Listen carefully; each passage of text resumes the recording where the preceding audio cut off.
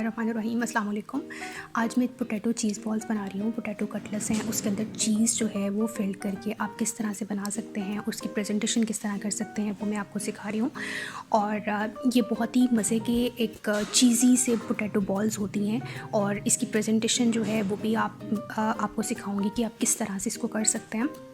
इसके लिए सबसे पहले जो है हमें बॉइल्ड पोटैटोज़ चाहिए। वो आप 7 to 8 मीडियम साइज़ के पोटैटोज़ जो हैं उनको बॉईल कर लें, आलू को, और उसके बाद उसको अच्छे से मैश कर लें। आप हाथ से भी कर सकते हैं और किसी टूल से भी कर सकते हैं।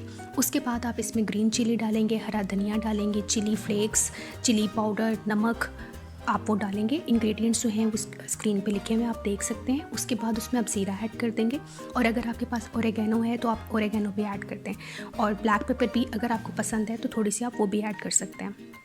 उसके बाद आप जब मिक्सर आपका रेडी हो जाए तो इसके अंदर मोज़रेला चीज़ का जो पीस है वो छोटे छोटे पीसेस आपने उसको कट करके रख लेना है, और वो इस पोटैटो के बॉल के अंदर जो है आप फिल कर लेंगे, और उसको अच्छे से एक गोल सा उसका एक पोटैटो बॉल बना लेना है। बस इतना ध्यान रखना है कि वो अंदर से चीज़ जो है वो फुली कवर्ड होनी चाहिए, वरना वो निकल आएगी बाहर।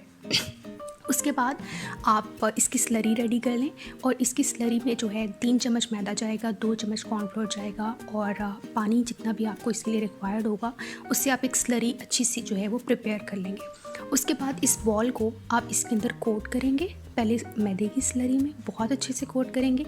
देन उसके बाद ब्रेड क्रम्स का जो आप साइड पे रख लें, और ब्रेड क्रम्स में फ़ौरन कोट करते जाएं।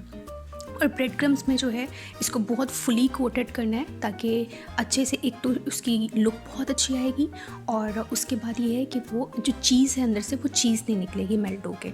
उसके बाद आप इसको हाई फ्लेम पे, मीडियम टू हाई फ्लेम होना चाहिए आपका टेम्परेचर ऑयल का, और उसके अंदर आप इसको अच्छे से फ्राई कर लें। इतना फ्राई करना है कि गोल्डन फ्राई जो हैं वो गोल्डन ब्राउन से हो जाएं चीज़ बॉल्स आपके। उसके बाद आप इसको निकाल लें और इसको प्रेजेंट करना है।